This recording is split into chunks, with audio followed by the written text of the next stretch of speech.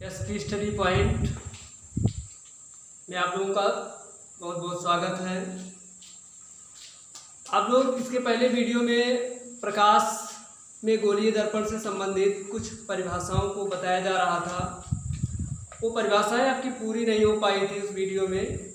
आज के वीडियो में आपको वो परिभाषा पूरा करके दिया जाएगा।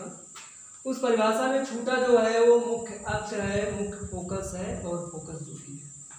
तो हम यहाँ पर आपको सबसे पहले मुख्य अक्ष बताएंगे क्या होता है। तो आप हेडिंग डाल लीजिएगा मुख्य अक्ष।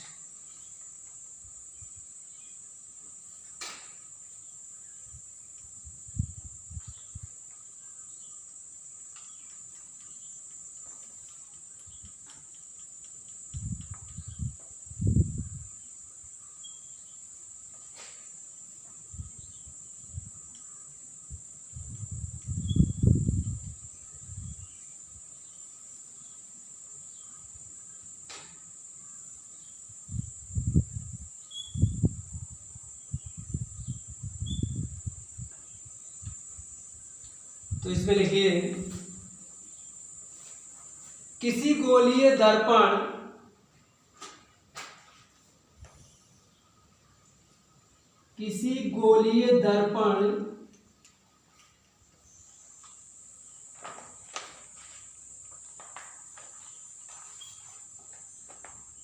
के ध्रुव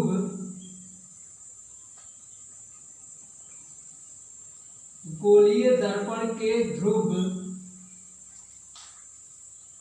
तथा गोलीय दर्पण के ध्रुव तथा वक्रता केंद्र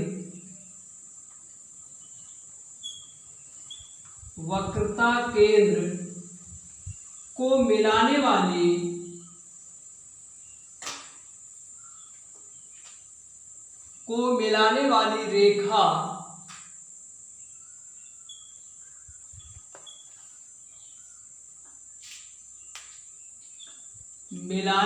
रेखा उस दर्पण का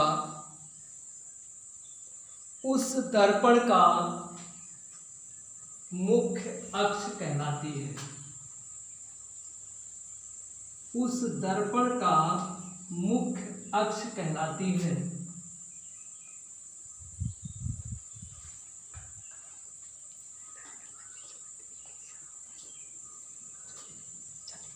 अब इसके बाद की बारी आती है कि किसी दर्पण की मुख्य फोकस यानी किसी गोलीय दर्पण का मुख्य फोकस क्या होता है। तो मुख्य फोकस बताने के लिए आपको यहाँ पर सबसे पहली बात तो यह ज्ञात होनी चाहिए कि अनंत से अगर कोई प्रकाश की किरण आती है तो वह मुख्य अक्ष के समांतर होती है। अनंत से अगर कोई प्रकाश की किरण आती है मुख्य अक्ष के समांतर होती है, और जब उन प्रकाश की किरणों का परावर्तन होता है तो परावर्तन होने के पश्चात गोलीय दर्पण के मुख्य अक्ष पर किसी बिंदु पर केंद्रित होती है। दर्पण के मुख्य अक्ष के किसी बिंदु पर केंद्रित होती है या केंद्रित होती हुई प्रतीत होती है। तो जहाँ पर केंद्रित होती हैं या केंद्रित होती हुई प्रतीत होती हैं उसी को हम गोलीय दर्पण का मुख्य फोकस कहते हैं। तो परिभाषा लिखिएगा, गोलीय दर्पण की मुख्य अक्ष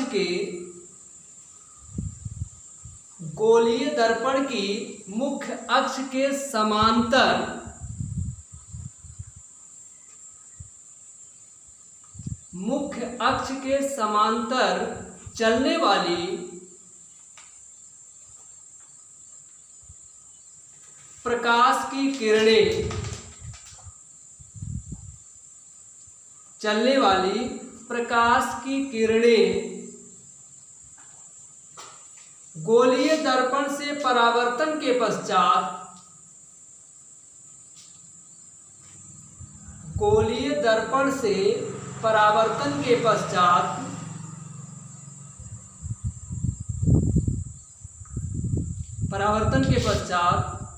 मुख्य अक्ष के मुख्य अक्ष के जिस बिंदु पर केंद्रित होती हैं, जिस बिंदु पर केंद्रित होती हैं या केंद्रित होती हुई प्रतीत होती हैं, या केंद्रित होती हुई प्रतीत होती हैं,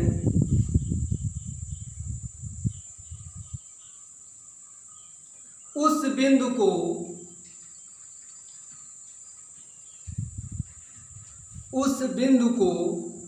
गोलीय दर्पण का मुख्य फोकस कहते हैं। उस बिंदु को गोलीय दर्पण का मुख्य फोकस कहते हैं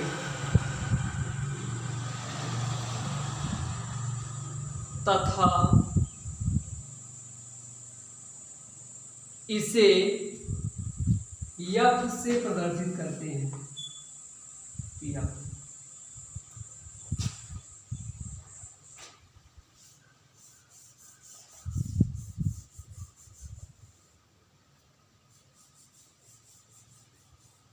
यफ से प्रदर्शित करते हैं। अब आप देखिए फिगर के माध्यम से आपको किसी गोलीय दर्पण का मुख्य फोकस कहाँ होता है। तो सबसे पहले आप देख रहे होंगे यहाँ एक गोलीय दर्पण आपको दिखाया जा रहा है, M1 M2। गोलीय दर्पण के मुख्य अक्ष के समांतर यानी अनंत से मुख्य अक्ष के समांतर कुछ प्रकाश की किरणें आ रही हैं। अनंत से मुख्य अक्ष के समांतर कुछ प्रकाश की किरणें आ रही हैं।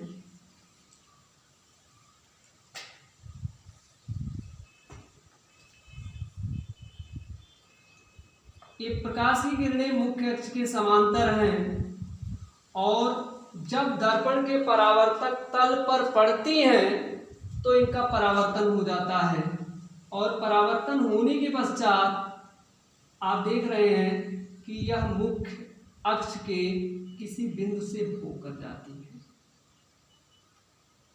मुख्य अक्ष के किसी बिंदु से होकर जाती है और जिस बिंदु पर ये केंद्रित हो रही हैं उसी बिंदु को हम गोलीय दर्पण का मुख्य फोकस कहते हैं।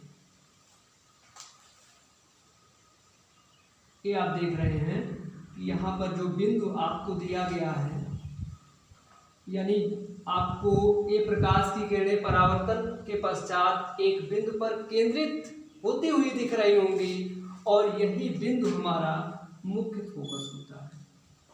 तो ये तो रहा अवतल दर्पण में, लेकिन अब हमें यहाँ पर देखना है उत्तल दर्पण में क्या स्थिति बनती है।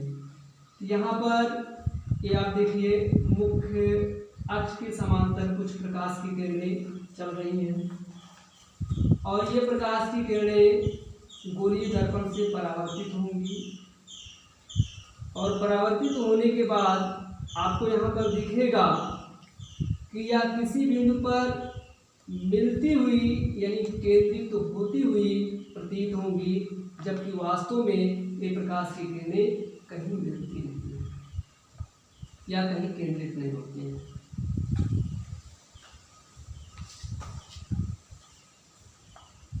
ये प्रकाश की किरणें मुख्य अक्ष के समांतर हैं और आपको ऐसा प्रतीत हो रहा है कि ये मुख्य अक्ष के किसी बिंदु पर केंद्रित हो रही है।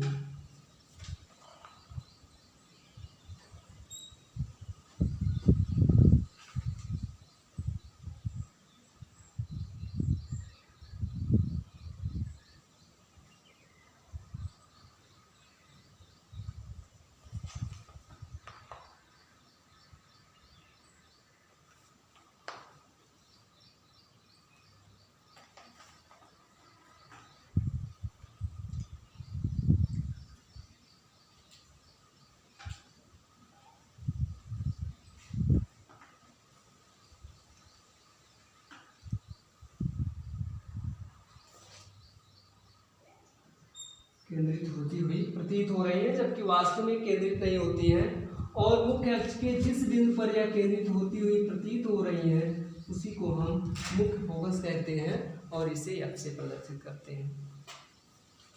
आगे फोकस दूरी दिया गया है, आपको अगली परिभाषा देखनी है फोकस दूरी। तो फोकस दूरी की परिभाषा आप देख लीजिए। दर्पण के ध्रुव किसी गोलीय दर्पण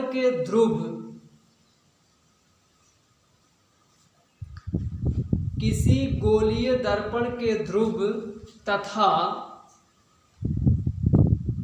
मुख्य फोकस के बीच की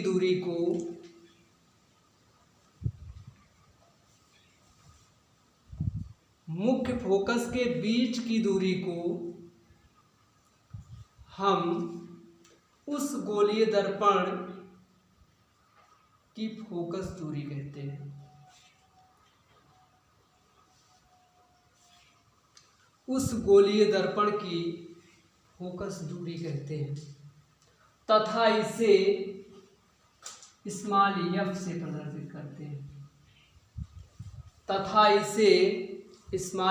प्रदर्शित करते हैं।